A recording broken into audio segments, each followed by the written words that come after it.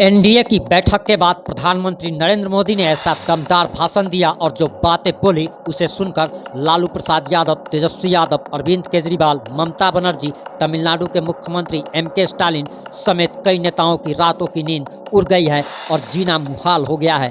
दरअसल प्रधानमंत्री नरेंद्र मोदी ने सारे घोटालेबाजों पर एक बार फिर से कार्रवाई करने की बात दोहराई है, जिसके बाद हलचल मच गया है। हम आगे आपको प्रधानमंत्री नरेंद्र मोदी का वह भाषण भी सुनाने वाले हैं कि आखिर उन्होंने इन घोटालेबाज नेताओं पर क्या कहा। वहीं आपको बताते चले कि प्रधानमंत्री ने जिस तरीके से इन सारे घोटालेबाजों को जेल भेजने का चेतावनी दे डाली है, उससे लग रहा कि अब आगे सीबीआई और ईडी की कार्रवाई काफ़ी तेज हो जाएगी। पहले से ही जहां Tejashwi Yadav land for job scam मामले में फंसते हुए नजर आ रहे हैं।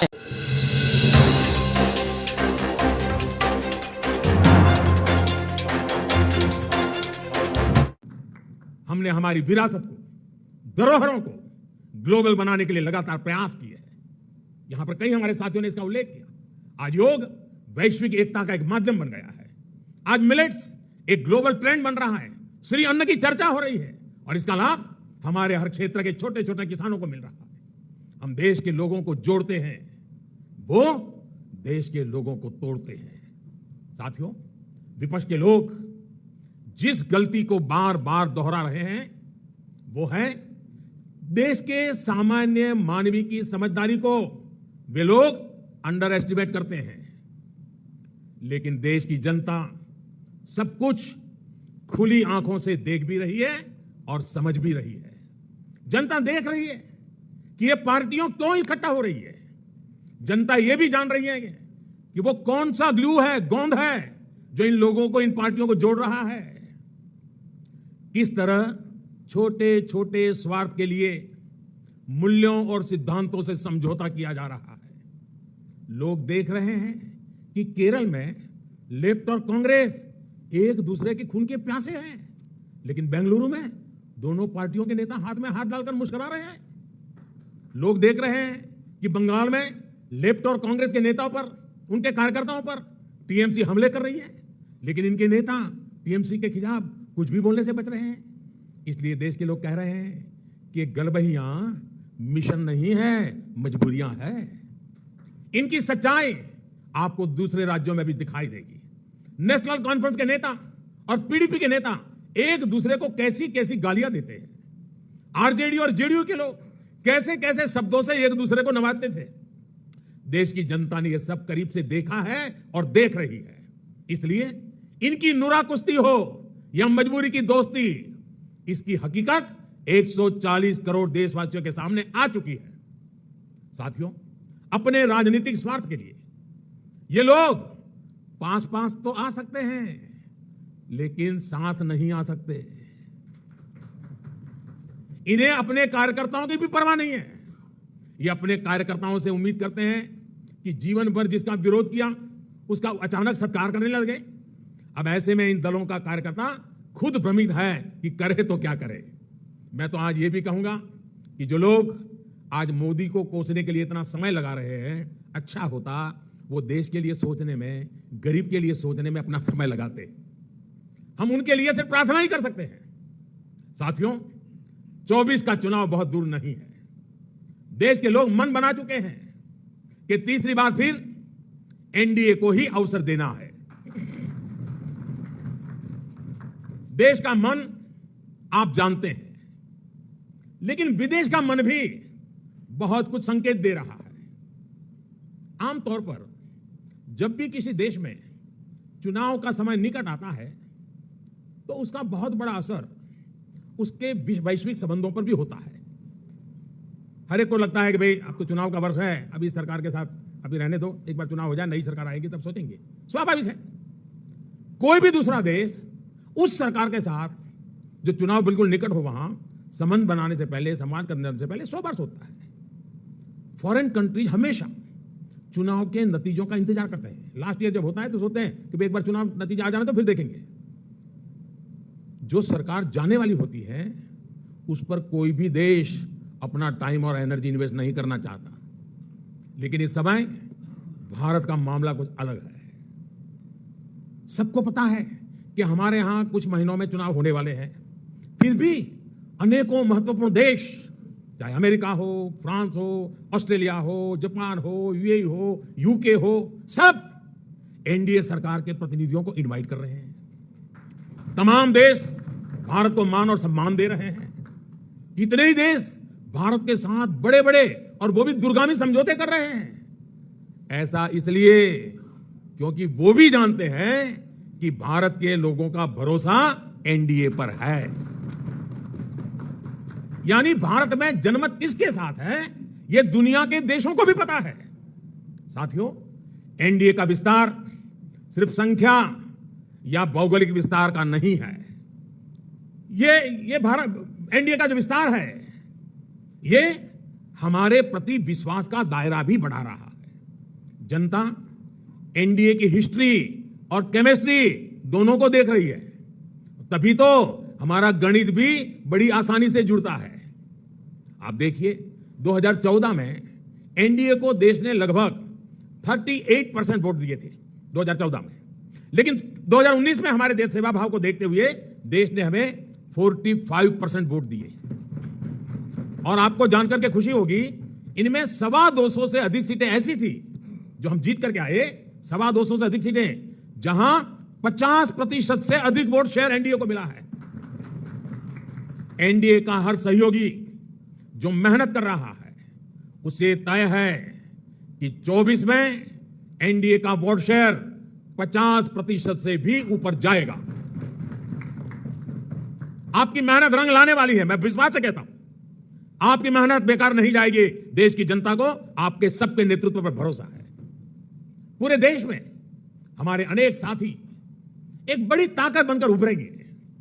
हम हर भूभाग, हर वर्ग, हर समाज को विकसित भारत के मिशन से जोड़ेंगे। साथियों, हमें विकास के मुद्दे पर ही जनता के पास जाना है। हमारा एक ही लक्ष्य है, विकास, भारत का विकास। भारत के कोटि कोटि लोगों की आशा आकांक्षा ही हमारा एजेंडा है। हम पूरी शक्ति लगा देंगे, हम मेहनत करेंगे, ईमानदारी से काम करेंगे, और यही हमारी गारंटी है। और लाल किले से मैंने कहा था, यही समय है, सही समय है। आज देश में एक माहौल बन चुका है। देश का आत्मसम्मान और आत्मविश्वास आज अभूतपूर्व ऊंचाई पर है।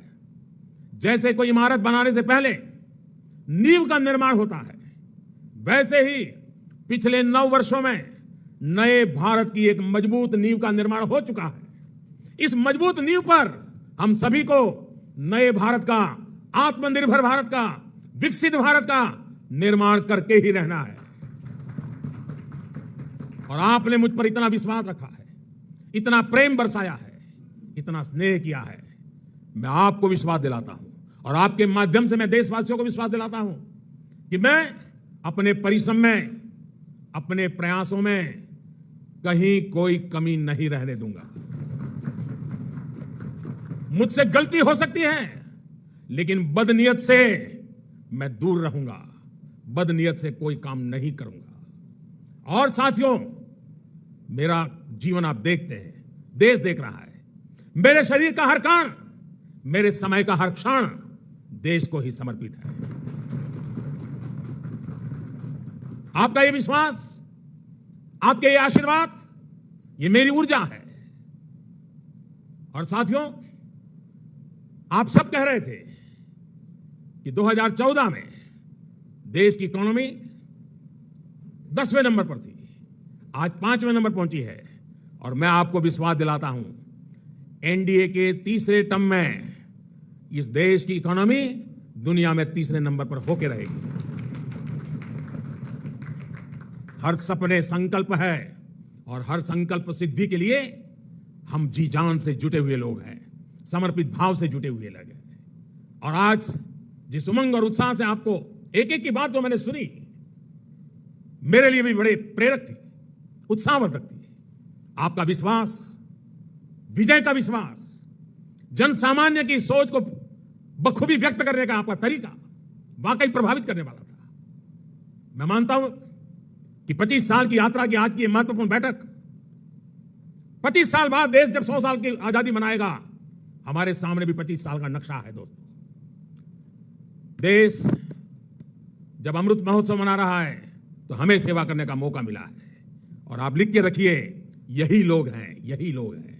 जब देश 100 साल की आजादी का पर्व मनाएगा, आप ही के परिश्रम से, आप ही के पुरुषार्थ से, आप ही के नेतृत्व से यह संभव होने वाला है, कि मैं साफ देख रहा हूं दोस्तों। इस विश्वास के साथ मैं फिर एक बार आप सभी का इस बैठक में आने के लिए, एनडीए को सशक्त करने के लिए मैं हृदय से बहुत आभार व्यक्त करता हूं।